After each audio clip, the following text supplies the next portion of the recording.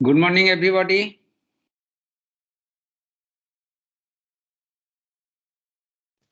Good morning, sir. Good morning. Okay. You can see my presentation slide. Yes, sir. Okay, fine. So let's Yes, start class today. Today we shall discuss clustering techniques. So clustering techniques, once upon a time, around 40 years ago, it was a hot research topic. Many mathematicians and many computer science experts were engaged on that topic so that we can do better classification. So actually this technique is to solve a classification problem. And here, unlike the previous classification techniques which we have already studied, the difference is that you have to classify some objects which are not known. This means that which object is what. In the previous technique, it was known that which object is what. So this is a fruit.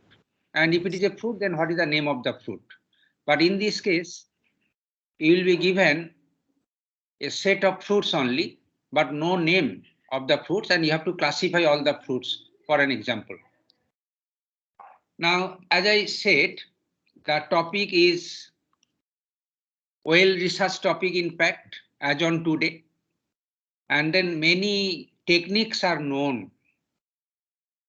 Altogether, there are huge algorithms for classifying objects following classifying techniques, and it is not possible to cover all the techniques because of the shortage of time. So we shall discuss mainly the partitioning algorithms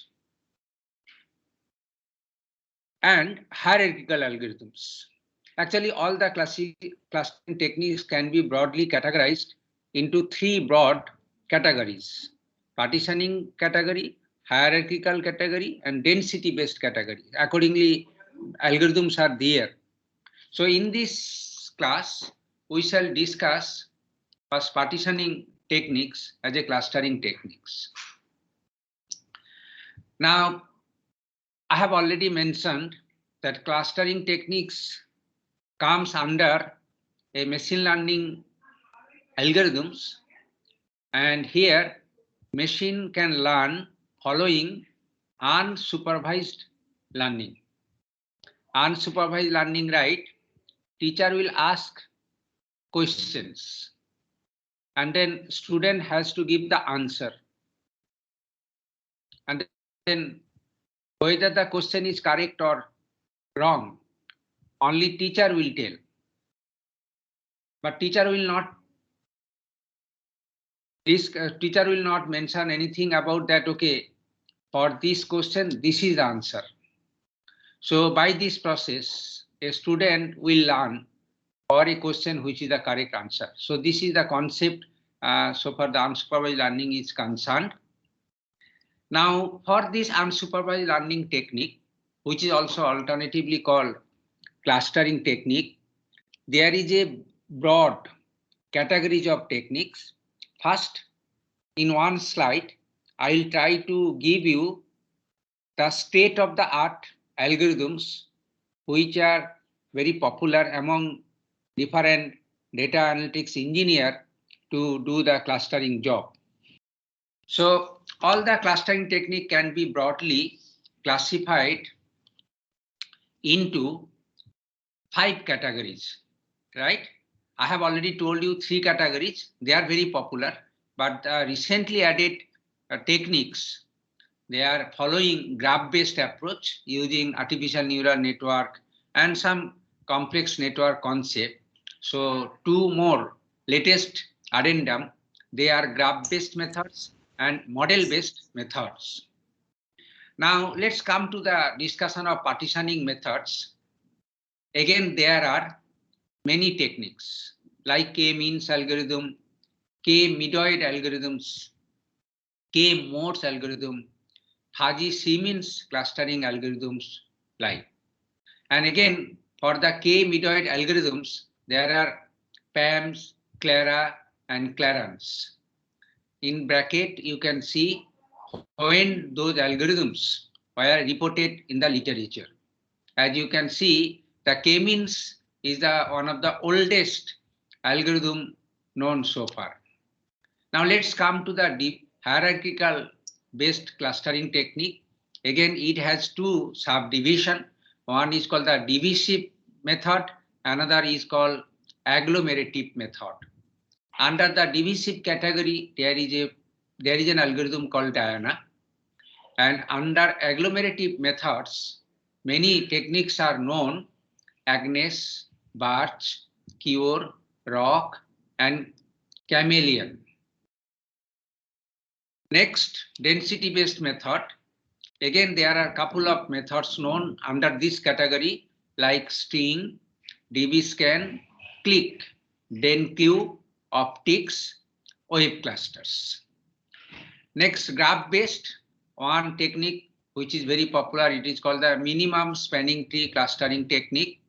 Opossum, another latest technique, and then SNN, similarity of nearest neighbor clustering tools. These are the comparatively the newest algorithm. Now, so far the model-based clustering technique are known. There are ensemble method algorithm, auto class technique, cobweb, and then artificial neural network based clustering technique. Now, you can understand that so many techniques are known. Obviously, each technique has its own advantages as well as its limitations. So it is up to the application specialist who will consider which algorithm.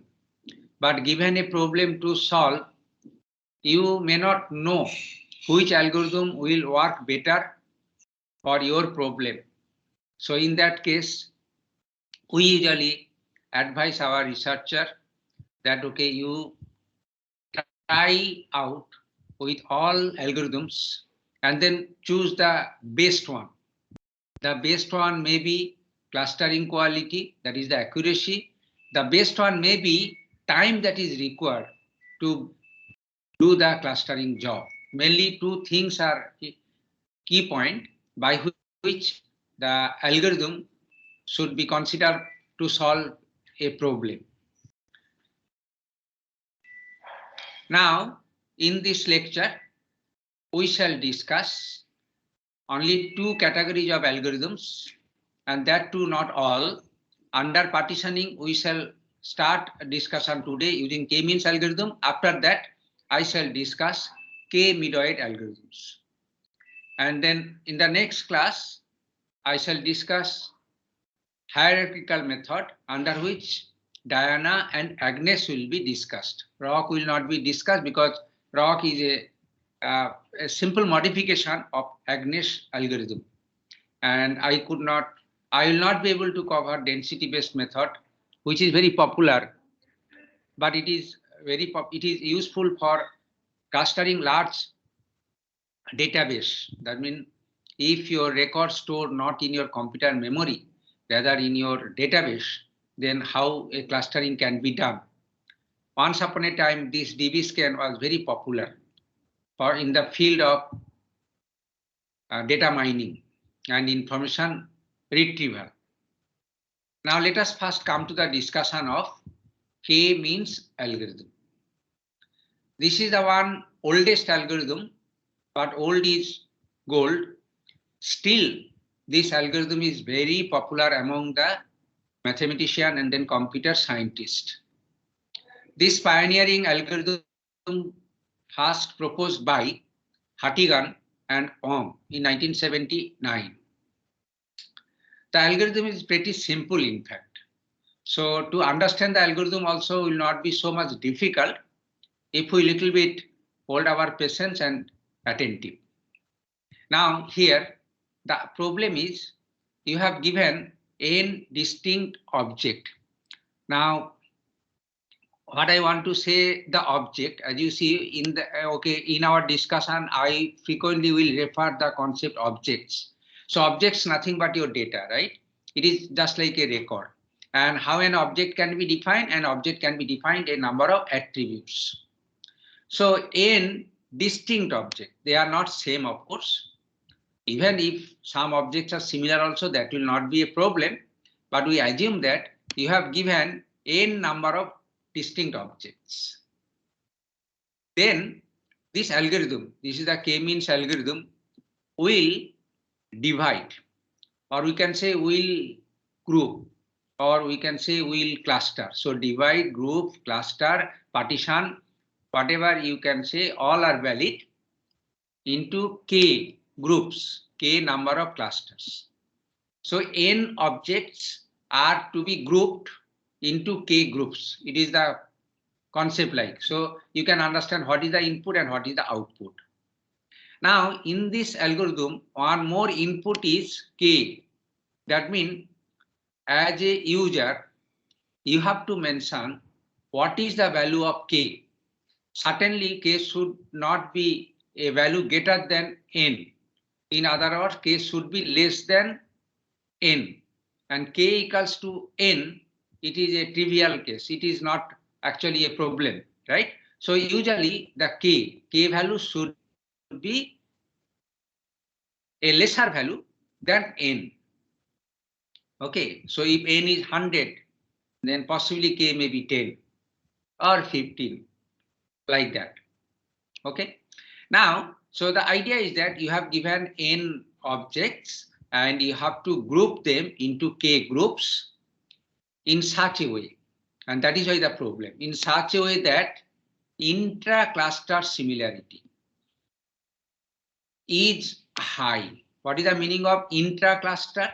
That means the similarity between any two objects which are belong to the same group, they have high similarity. And another is inter-cluster similarity. So it is intra-cluster and it is the inter-cluster similarity. That means the similarity between any two objects which are belong to two different groups should be as low as possible. So these are the two conditions are to be satisfied. Intra-cluster similarity is high and inter-class similarity is low.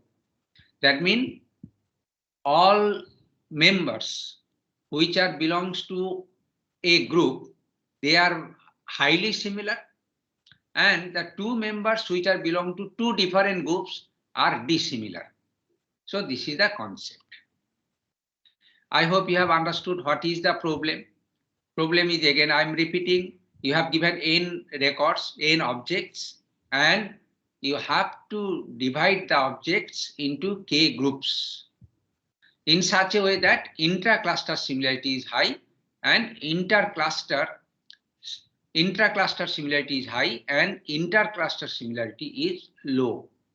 And in the process, you will be told what will be the number of groups to which you are to divide n objects. That means k should be specified to you.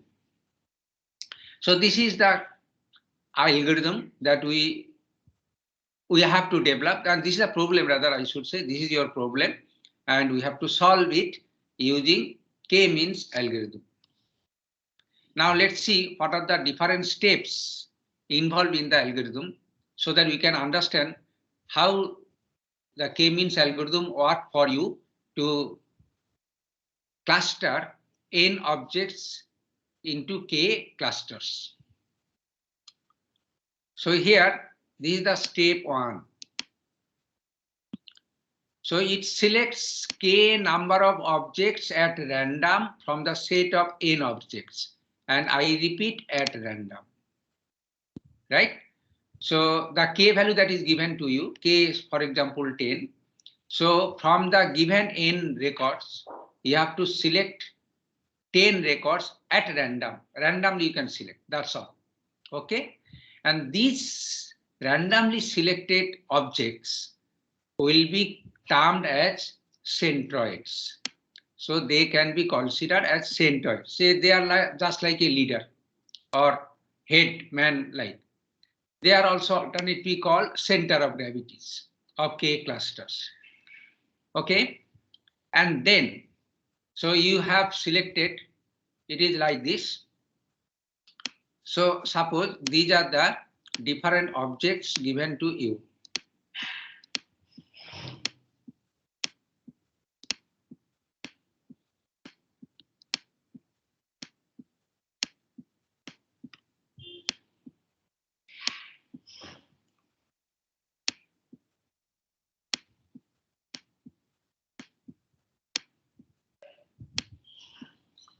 So these are the different objects that is given to you, and you have to select K for example 3 objects at random. So we can select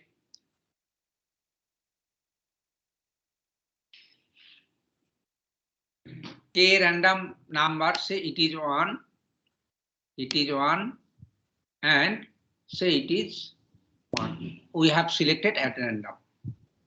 We have selected at random K number of objects. So here in this case 3, K equals to 3 that we have considered.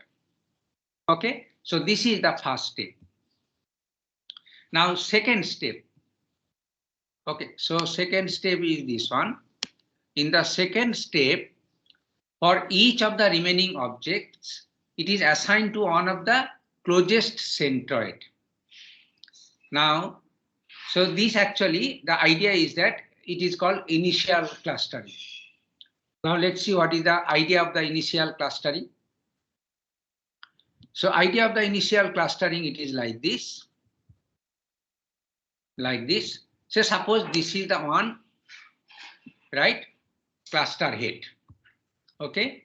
Now we have to, and this is another cluster head. So this is the 3 cluster head, right? Then what we can do is that we have to think remaining objects which is very close to this cluster head. So what we can do, we can find, for example, this one. So this one is closest to which one? This one, or this one.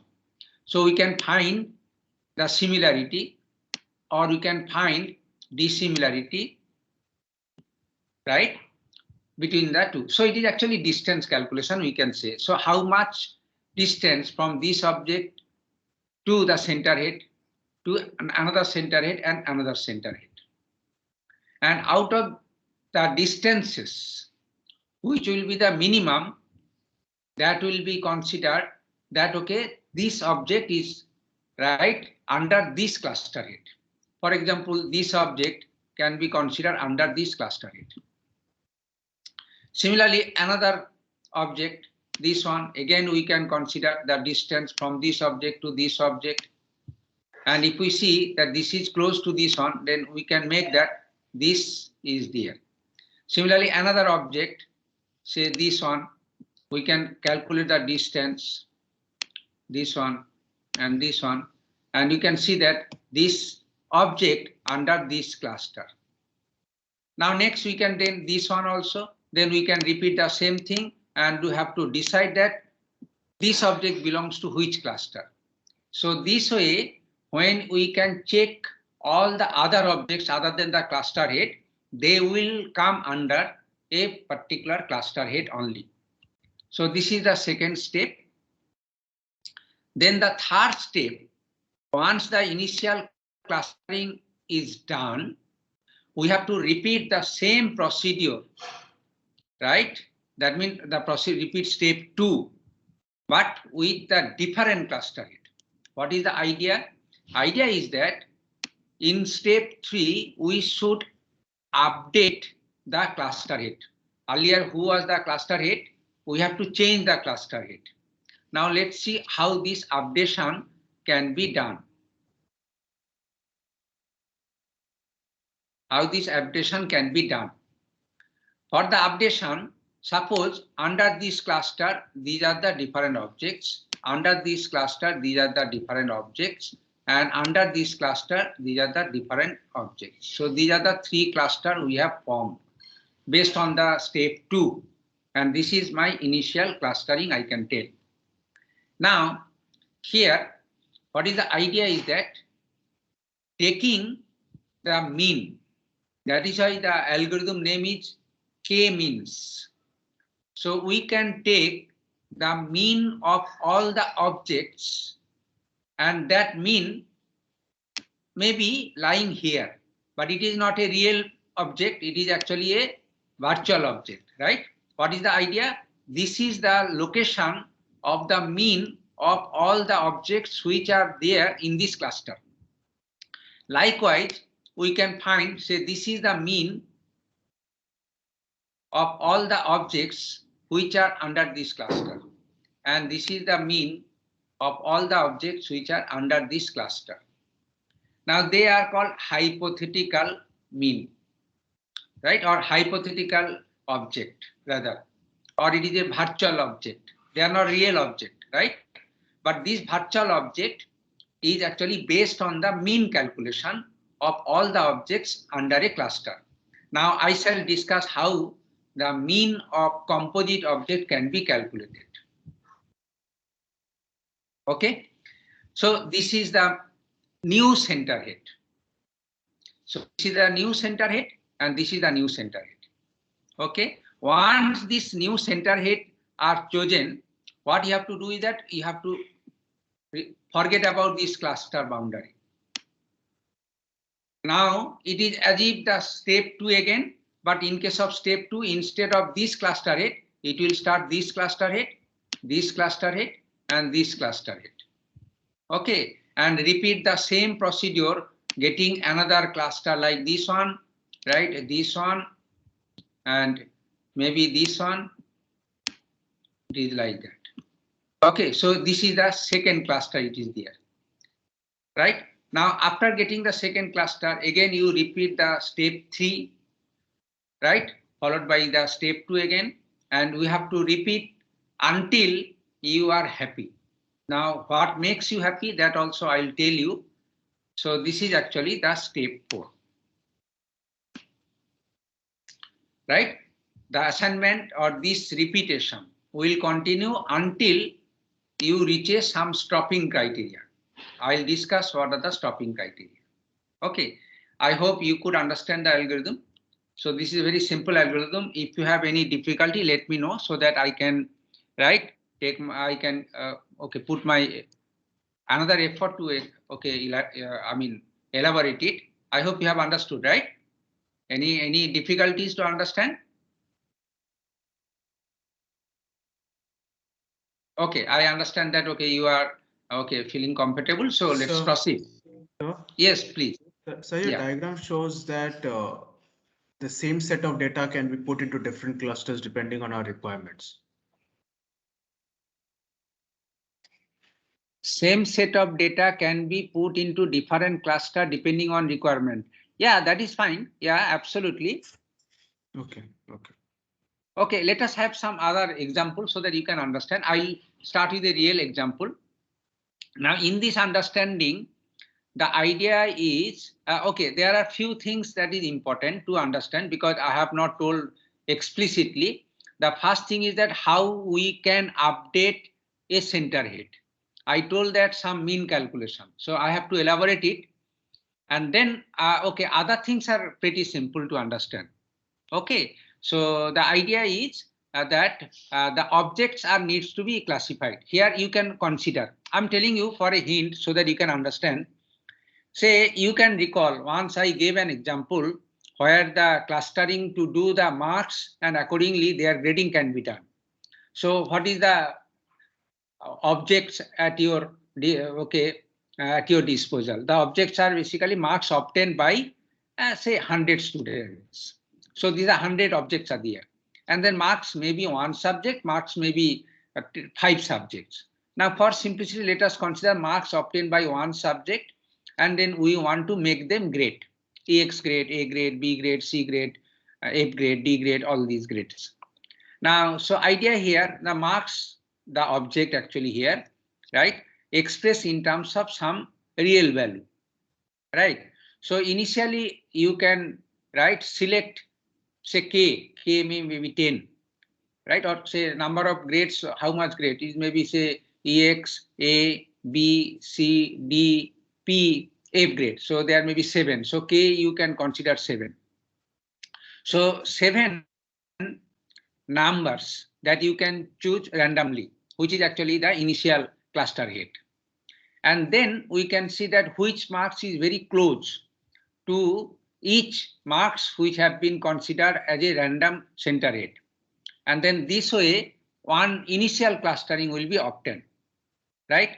After the initial clustering is obtained, again, we have to find the mean of all the marks under a particular cluster, and that will be the new cluster head of that cluster.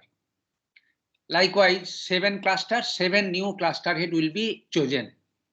And then we have to repeat the same procedure that will lead to another clustering. So this way, each iteration gives you the different clustering, but the same set of data will be considered there, and it may be repeated, say, after 10 times, when you can see there is no more improvement in the boundary selection, because again the same boundary is coming after, say, 2-3 conjugate iteration. Then you can stop it there. So this is the idea. Now I think the better it will be if we can start with a real life example. I always want, I prefer to give a real life example.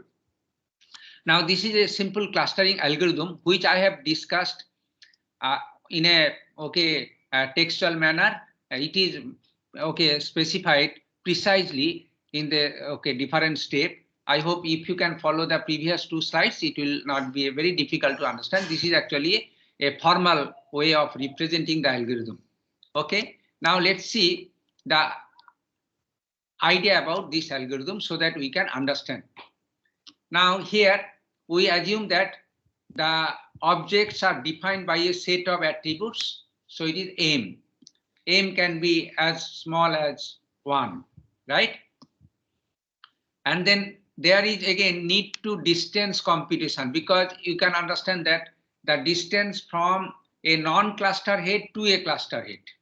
So this can be followed any of the similarity measure which we have discussed, like L1, L2, L infinite, or cosine similarity. And then we have to select based on the criteria, it is called the minimum distance. And then there is one very important, is that mean calculation. So mean calculation, as I gave an example, if the data objects are expressed in terms of numerical attributes, then only the mean calculation is possible, because mean calculation is applicable to only numerical, not applicable to categorical or ordinal or other type of objects. So it is mean calculation is, in that sense, it is not so difficult to follow. And then finally, the stopping criteria. So stopping criteria, you can fix that, okay, my algorithm will run maximum 10 iterations. So these are number of maximum iterations, right, that you can think as a stopping criteria. And here no changes of centroid values. In the last 2 iterations or 3 iterations, right, if you follow, it will give always the same center head, same set of center head. If it is then you can stop it here also. Or here 0 or no significant movements. Now here you see from the last cluster to the current cluster, if there is an update of center head, and because of the updation, there will be some changes of the non-center head which will move from one cluster to another. So this is called the movement, right? If there is no movement, that means there is no change visible, no need to move any non-cluster center head to another under any other cluster center head, then we can stop it here. And another is cluster quality. I will discuss about how to measure the cluster quality. If you are happy, if suppose your target, your budget cluster quality is some values, if you reaches to that value, then you can stop it there. So here I have mentioned 4 different stopping criteria. It is called the convergence criteria. Any one of or two or more of them also together, you can consider to stop your algorithm. Anyway, let's come to the one real life example so that you can understand this concept far better. Here, this is your input data set. The input data sets here, each objects are expressed by two attributes, A1 and A2. And consider that A1 and A2 both are numerical values. Okay, so this is your data set which you want to cluster them. So the idea is that initially select randomly, say suppose you want to cluster them into 3 clusters. So initially you select one cluster at random, one object at random. So this is, you can say it is C1, the cluster 1 center head, and another you can see at random, I'm selecting at random, right? And C2, right? And let it be another, this is also another cluster head, C3. So initially, so many algorithms usually follow, this is the first, the second cluster head and third cluster head. That also you can follow, no problem. That is also applicable, right? But in this case, I'm discussing that these are the 3 right cluster head for this. For example, this 3.8, this one, right? And then 6.2, maybe this one, and then 7.8, this is the cluster head, right? So based on this algorithm, pictorially, it will look like. So nothing there is picture like. Only that thing is that this is the data that is given to you. Okay. So this is actually for your pictorial representation. So impression, right? Anyway, so if these are the all objects, and here A1 and A2, the 2-dimensional space, they can be plotted like this. And then we initialize, this is the C1, and this is the C2, and this is the C3. This is the step 1. Now, after step 1 is done, then it is actually our step 2. Follow class players. Okay. Okay. So now the next is step 2. So in step 2, the idea is, or definitely you have to decide k equals to, okay, what is the k value? As I said, you k already 3, we have already chosen about it.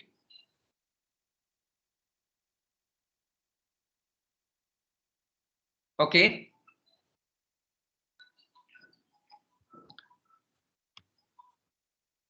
Now, so here, as you have right shown about it,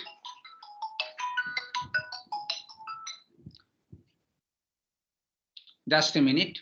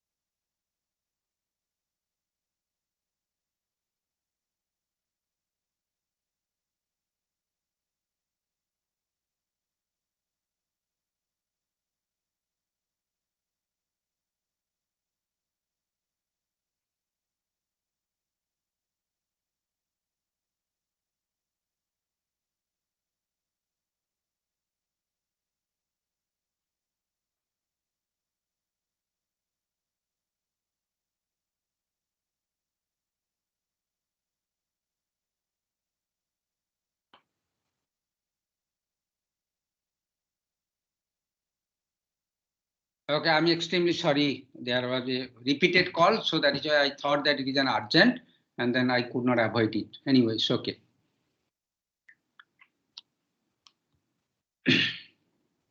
Okay, what we are talking about.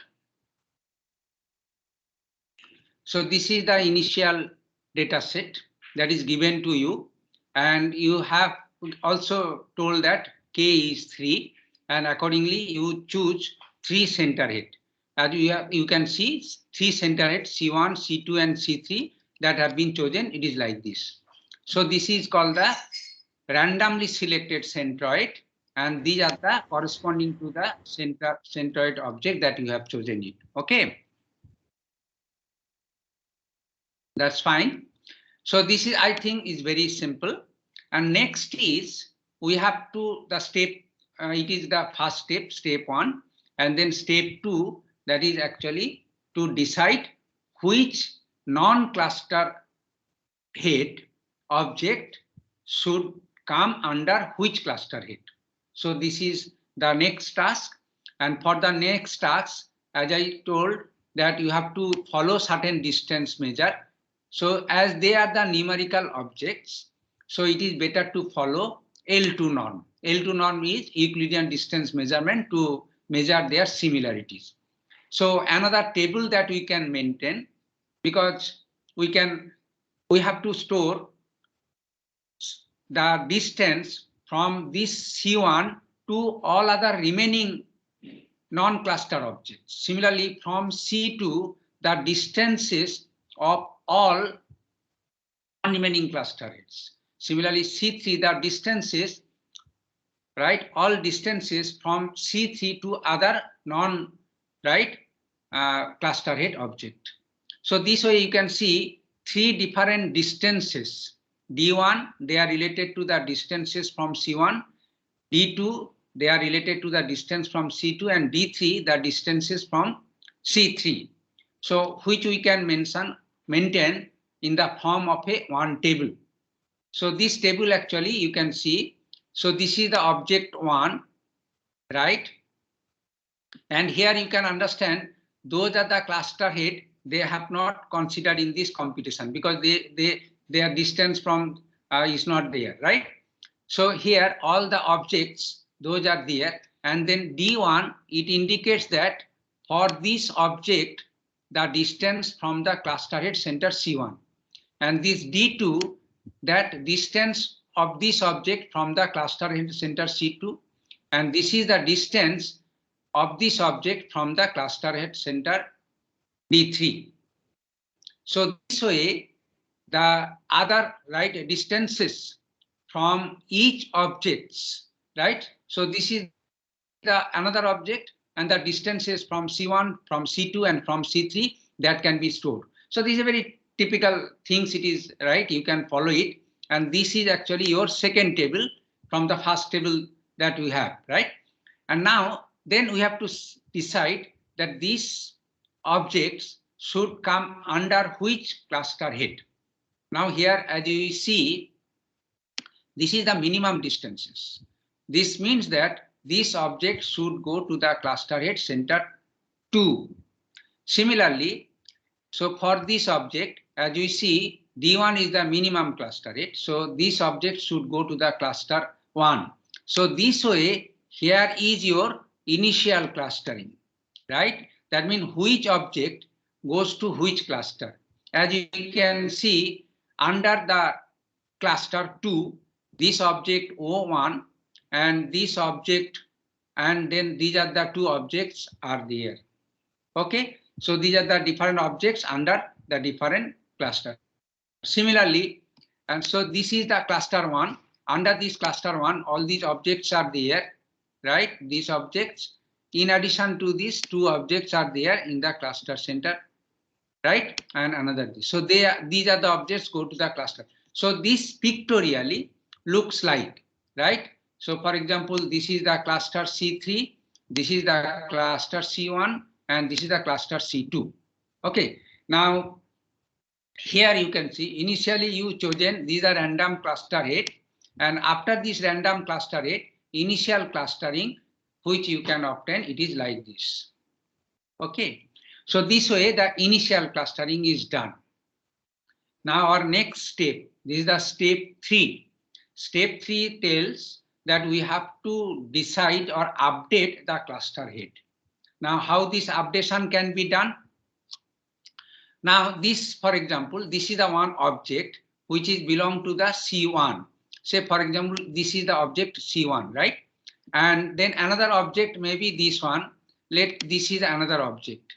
Now, how I can find the mean value or mean value of the two attributes? So it is A1, so 0.8, 1.2. I can take the mean of this one, similarly mean of this one, right?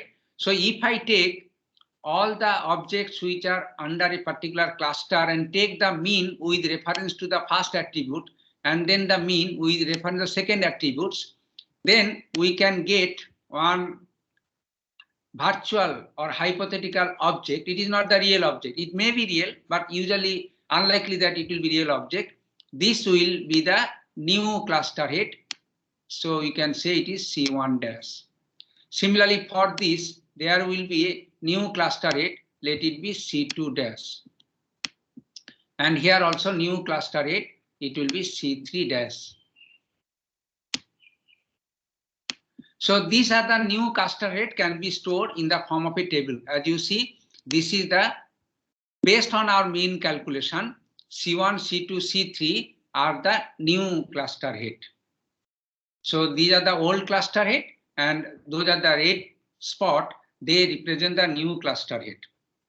Right now, next procedure is again same. It is just like the here starting with this one. And then we can do the same computation like this table. So here also repeat the same thing and another table storing the distances of all non-cluster objects to each clusters. And then we can find the which cluster, which object belongs to which cluster. So this is repetition, the second round of the algorithm iteration where the new clusters obtained. Now you can change, this is the new cluster, where is the previous cluster, it was look like that, right? And the new cluster we got like this one. So the two clusters, we got it, and we have to again repeat. Here again, we have to repeat the new cluster updation, right? And then repeat the same procedure. It may produce different, right, clusters. Different cluster means the different cluster head. And it may not have any movement. That means they are now fixed. So no more, right, improvement if we go for iterating the algorithm or step 3. So we can stop it here. So after some iterations, as you can see, this is the third iterations that we can get the algorithms. And then we can finally, right, terminate the algorithm to getting the final clusters. So this is the algorithm. I hope you are able to follow this algorithm, right, comfortably. And then there are few discussions are required in order to know the strength and weakness of this k-means algorithm. So I may take around 10 minutes to 10 or 15 minutes around to discuss the criticism about the k-means algorithm, how good the algorithm is and how bad the algorithm is. Now, in my discussion, I'll follow few notations. So here X denotes any object under clustering. N is the number of clustering. Ci, this is to represent the ith cluster, and small ci to represent the centroid of cluster Ci. Ni is the number of objects in the cluster Ci, and C denotes the centroid of all objects, and K is the number of clusters. Okay, so those things are easy to remember. So that is actually okay, because all these symbols will come in our discussion. That is why I briefed them, and then you have to remember it, right? Now, next, the comments on the k-means algorithm, or it is highly criticized about that it never, see, this algorithm gives the different result depending on the different values of the k. For k equals to 2 and for k equals to 8, okay, so that different clusters obviously, other than the number of clusters, but the accuracy of clustering, or it is called the quality of clustering, will be highly influenced by the values of K. So if you are not an expert handling your data, then you may not come to a best guess. And as a consequence, your clustering may not be so much accurate. So here it is a difficult point for the application users to decide the best value of the K, and which is sometimes, is very difficult. So there is a rule of thumbs. It is actually this rule, it is called the heuristic rule actually. Heuristic means it is just simply an assumption, or just okay. Usually it works better, but it is not guaranteed that it will always work better. So it is a heuristic rule. The heuristic rule says that the value of K should be very less compared to N. So that is a K should be very, very less than N. And typically, most of the problem solving consider the value of K is equals to the square root of N. Now, if N equals to 100, for example, then your best guess would be K equals to 10, and like this one, right?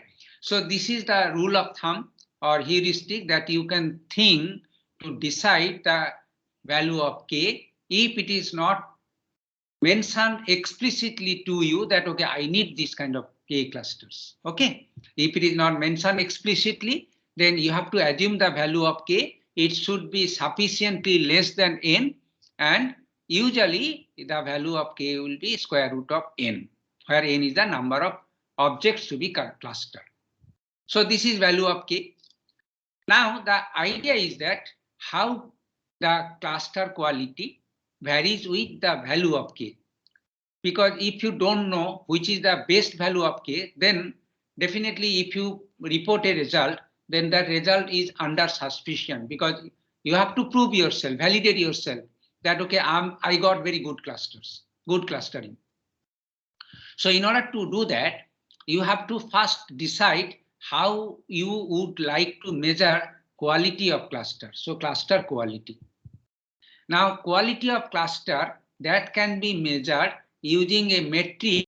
This metric you are already familiar to. It is called the sum of squared error. So usually it is abbreviated SSE. SSE measurement you have followed while you use in the study of linear regression, and then in support vector machine also you have studied. In any other machine learning algorithms also you have followed it. So SSE measures, it is actually based on this formula. This formula also easy to understand. That means for each objects belong to each cluster. So it is X, take minus Ci, Ci the cluster center of ith cluster. So X minus Ci whole square, right? That means it is actually the first part of the summation for all the objects belong to a cluster Ci. Take the difference between the objects and the cluster center and take the sum of the square. So X minus Ci square. So this is for one cluster, and then taking K number of cluster together, take the sum of all these values, it will give you the SSE measure. Now here, what is the implication of this one? X minus Ci, actually if you see, it is the distance, it is actually dissimilarity.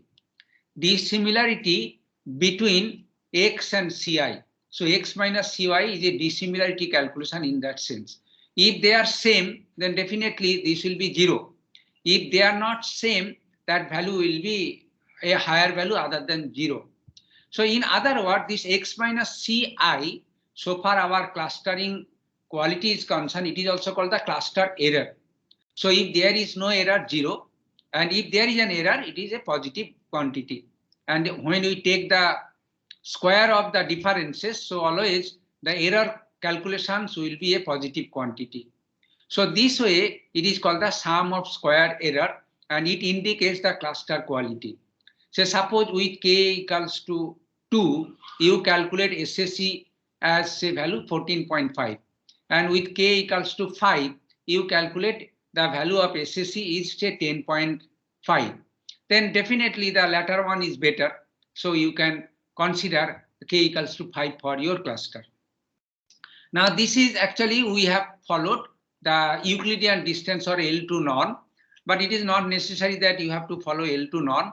There you can follow L1 norm or any other L infinite norm also. Now here, this is an example. Repeating for starting with k equals to 1 is a trivial case. There are 8 objects altogether, for example. These are the extreme cases. K equals to 1 means all the objects belongs to one cluster. There is no clustering. And k equals to 8 means all objects are under their own cluster. So 8 objects, 8 clusters. So these two things are impractical so far the clustering problem is concerned. Anyway, but other than if you see, if we increase the value of k and then for k equals to 2, if we calculate the cluster quality, then it gives 12.3, k equals to 3, 9.4, k equals to 4, 9.3. So this kind of table that you can store and then you can check that how the cluster quality varies with the k values. And as we can see, for k equals to 3 onwards, there is no significant changes in the cluster quality. So this actually indicates that if we consider k equals to 3, that means if all 8 objects are clustered into 3 clusters, then that will be the possibly best cluster. Right? Okay, so here and k equals to n and SSE equals to 0. That obviously because there is no similarity distance that you can think about it. Anyway, so this is the idea that you can think about and then you can decide which will be the right value for the k. So this is the first analysis and you can understand that it is little bit time consuming step because you have to repeat the clustering algorithm for several k values and then choosing the best k value based on the SSE, minimum value of SSE. Next issue in this k-means algorithm is the initial centroid selection. Initial centroid selection. Now what method that we have selected? It is a random. But do you think that randomly the selection always leads to the best clustering? Because randomly if you select another set of initial centroids, it may give the different cluster quality. This means that the random process, it is not necessarily to give you it is not guaranteed to give you the best clustering always. And in other words, if you run the same algorithm several times and each time it will give the different cluster quality or different clustering.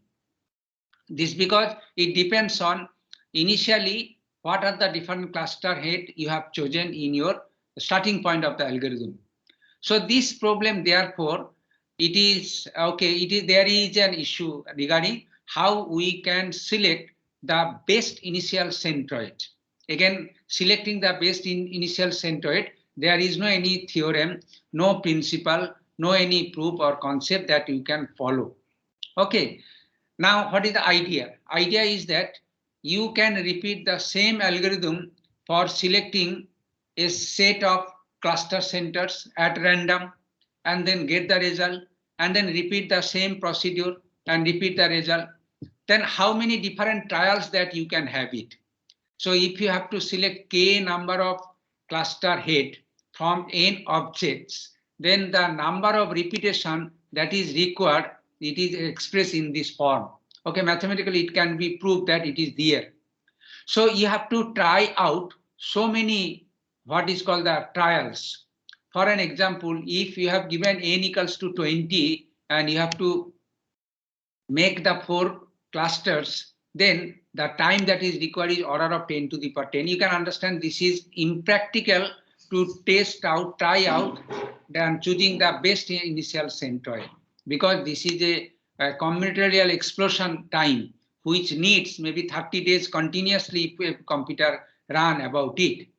So this procedure about choosing the best initial centroid using a random method really does not work for larger values of n and then larger values of k.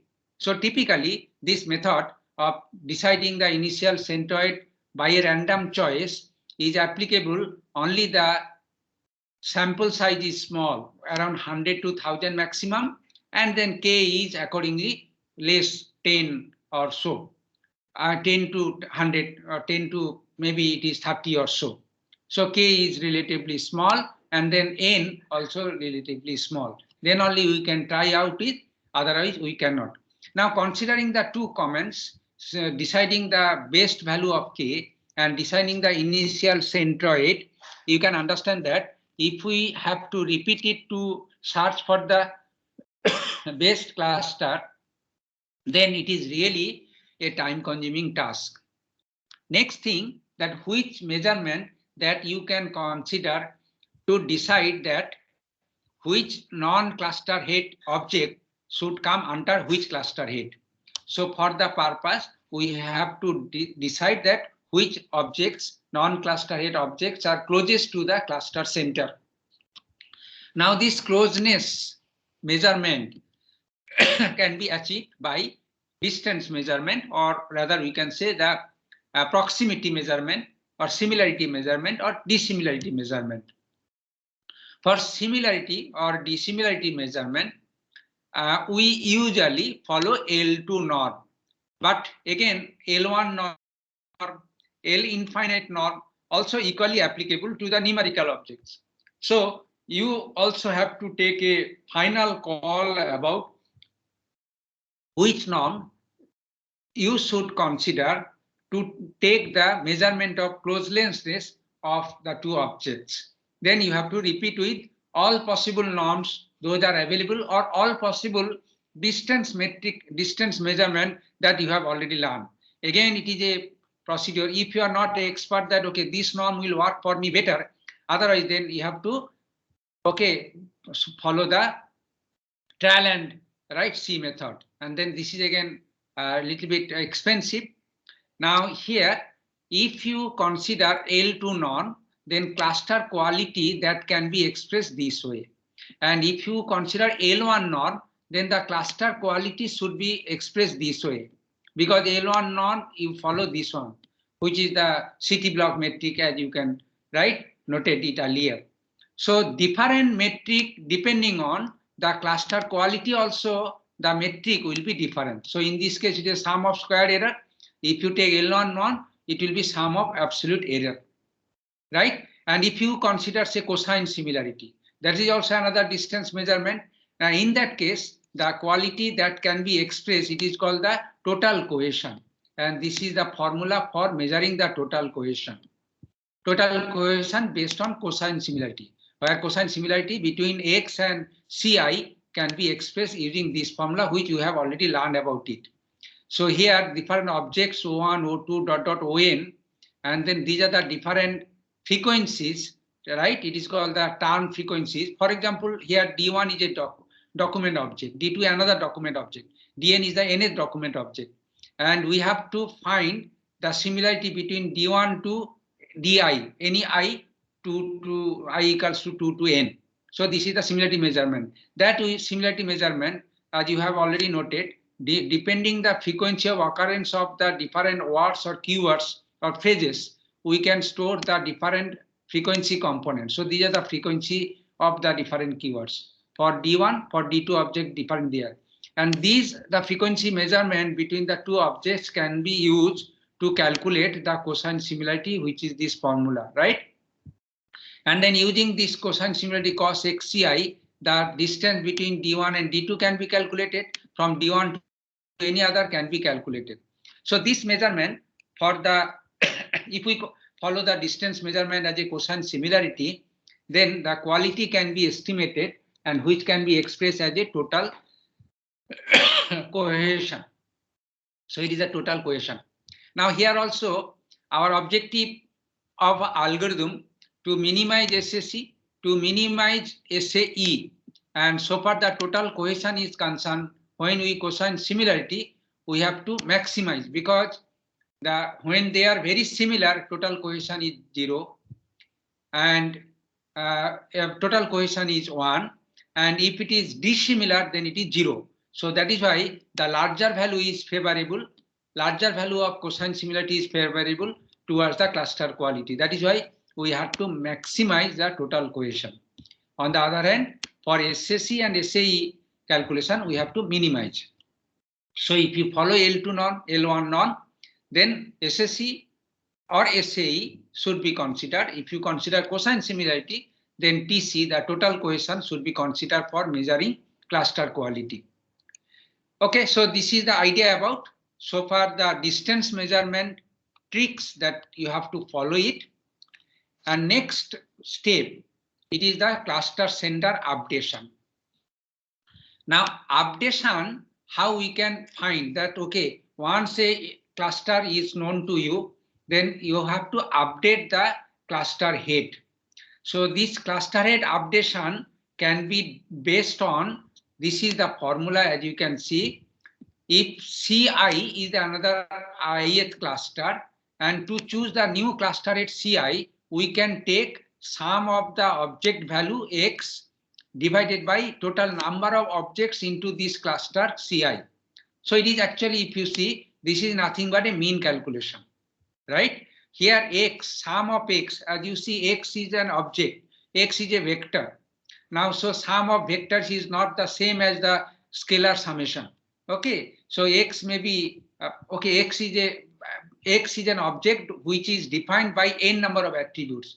So mean calculation of an object's, right? It is actually individual attributes mean and then divided by the, okay, total number of objects under consideration. This way, the mean object can be calculated. So I can say again, mean object is the mean value of the all attribute values of all the objects for which the mean needs to be calculated. So this is very simple, but this is again depends on which kind of distance measure that you have to consider. Now, do you think the same mean calculation is applicable whenever we consider the L1 norm or TC norm? I can tell you one example. If you follow L2 norm, right, then what is the calculation that leads to the new center head? I repeat, if you follow the distance measure using L2 norm, then what should be your calculation which can give you the new center head? Now here, this is an idea that you can follow a little bit. Say SSE is actually, if we follow the L2 norm. And in order to minimize SSE, as you know, so the first order derivatives of SSE with respect to CI, that should be 0. Now taking the first order derivatives of this with respect to CI for all cluster head, then it will give this one, right? And then this actually little bit simplification del CI, this one. Now this derivation will give you, it is the formula it is like, and finally it is the formula. So this actually say that the new cluster head CI should be the mean of all the objects under that cluster. So if we follow L2 norm, then this is the updation of the cluster head center. Now let's come to the another SAE measurement. So this is the SAE measurement, same as minimize. So we can take this one and then we can take the solvable. We can see that if we this equals to 0, then this will be the median. So median calculation will be chosen if you follow L1 norm to decide the distance or proximity of the two objects. Now similarly, the TC, right? Here we have to maximize TC, the same. We have to take the first order derivatives of this one, and with respect to this, also you can see and you can find it. I don't go for detailed calculation like the other two. You can find that this calculation leads to a mean calculation also. Now, so this way you can understand the four different issues there, how to decide the K value, how to decide the initial centroid, how to decide the say updation of the centroid, all those are right issues related to the K-means algorithm which I have discussed. Now, second thing is that let's see how fast the K-mean algorithm is. So usually the performance of a clustering algorithm is expressed considering the time complexity. Those are the students from computer science, they can understand what it does mean. So this time complexity tells that given n objects to be clustered into k number of clusters, then the time complexity will be multiplied by the total number of n. M is the number of attributes by which an object is defined. K is actually number of clusters, and L is the how many iterations that you need. So if all the values are given to you, then you will be able to calculate the time complexity. And as you know, time complexity is product of all the values. If it is sum of all the values, then time complexity is very less. But if it is a product of all the input values that is required to do the clustering, then it is really very high. So this indicates that time complexity to calculate to do a clustering, it is too heavy actually using k-means algorithm. In particularly, if k is equals to very, very less than n and L is also very, very less than n, then only it is feasible. Otherwise, the algorithm will run, and then maybe, okay, 1 day, 2 day, 3 day, depending on your size of the input data that is given there. So it is usually not feasible in real time. But in a 40 years before, it was possible, because that time the scaling of data, n may be very less. But nowadays, n has increased enormously, but at the same time, computer speed also increases. So considering these things, still k-means algorithm is applicable, that it is not obsolete algorithm, because we can solve this k-means algorithm in a real time, even for a large size of the data to be clustered. And then storage requirement, that means how much space. It does not take much space, only to store the n number of objects, and then we have to store the distance calculation, k distance calculation. So altogether, this will take this amount of space, n into m plus k. Here m is the m different objects, m different attribute values, because for each object n, we have to store each attribute values plus the k distance measure. This is the table that you can think about it, right? For 2 attributes, so 2 columns plus there are k distances 3, so 2 plus 3, total 5 columns. So 5 columns multiplied by number of objects, so many rows are there. So if 100 objects, then 100 into 5. So this is the amount of memory, 100 into 5 capacity that is required to store, or to cluster n objects. So this is the time complexity. Now time complexity is reasonable. We can tolerate, and even now space is not a big issue. Even using the cloud infrastructure or other third-party platform, we can solve this. So infrastructure, so memory is not the big issue, but time is of course issue, because it is a multiplicative of all the components. Now, finally, we can come to the end of this k-means algorithm, telling about that, which algorithms, so how this algorithm fares about solving this problem. So it is k-means is simple, really very simple, because easy to understand, easy to program, and easy to test, easy to trial, everything is there. And it is a little bit not so strong, what is called the advantage or commenting, but it is also possible, it can be. Although we have discussed about that, it can be used for the objects which are defined by a numerical attribute. But the objects of variety of objects, for example, image classification or clustering, thus audio clustering, document clustering, in all those applications also, it founds very useful that k-means algorithm to be applied. So here, the different objects, if you have to take into consideration for your problem solving, then definitely you have to think about what is the mean or proximity measurement should you consider, and then how that measurement can be chosen, and then you have to take about that what you should follow so that your algorithm run faster. So all those things will be chosen prior to deciding about this one. Now, k-means algorithm, therefore very good in the sense that it really gives better result, and also applicable to different type of objects. But it has few limitations. The first limitation is that it is computationally very complex, because huge time is required, particularly for the large values of n. And then it cannot be applicable to categorical, because for categorical we cannot find mean or mode or median. We can find mode, but mean and median cannot be calculated for categorical. So this is the serious drawback for non-numerical object like categorical or ordinal. And another serious limitation of this algorithm is that if you don't choose the best value of k, or if you don't choose the initial centroid judiciously, then it may lead to suboptimum result. Suboptimum result is called the local optimum. So usually k-means algorithm report the result with the local optimum, not the global optimum. For the global optimum, you have to run the same algorithm with different k values and with different central choice scheme, and then which is not feasible in real time. So this is the different limitations. There is one more serious limitation of the algorithm. If your data contains errors or noises, they are called outliers, then really the k-means algorithm works very bad. So assume that the algorithms are the data that is given to you are pure data. That means they don't have any contamination. Now another limitation which I mentioned here, that k-means algorithms suffers a serious drawback if the data that needs to be clustered are not homogeneous or uniformly distributed. What is the idea about it? Here you can see few instances. So this is the object that is given to you, and what you can notice is that one group of size very smaller, another group of size very larger.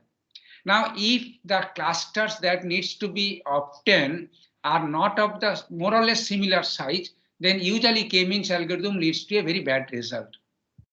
So it works well if all clusters are more or less of similar size. Next, this is the one algorithm. Here we can see in one group, apart from that non-uniform size, another thing is that density. The density is that here the objects are closely packed. Here also moderately closed, and here is lightly closely packed. Now, if it is not with the uniform distribution, then clustering algorithm according to the k-means also poor performer. Next is non-convex shaping. Here is the one group. Let it be same size. Let it be same distribution. But the overlapping of the regions, if it is there, then in this case, this k-means algorithm will not be able to perform judiciously. In fact, it will give you the worst result. So k-means algorithm will fail. So there will fail. Here also k-means algorithm will fail, and here also k-means algorithm will fail. So it is not necessary that k-means algorithm will always give better result. So there are several failure instances which you can think about it. And addressing these problems which we have discussed, limitations, there are many development has been proposed, because this algorithm developed in the year 1947. After that, there are many algorithms have been proposed to improve the performance. One algorithm, it is this one, another also there. They actually decide how the different mean calculation can be proposed, how the different way the k value can be decided as an initial clustered count, and then how the initial center choices can be decided.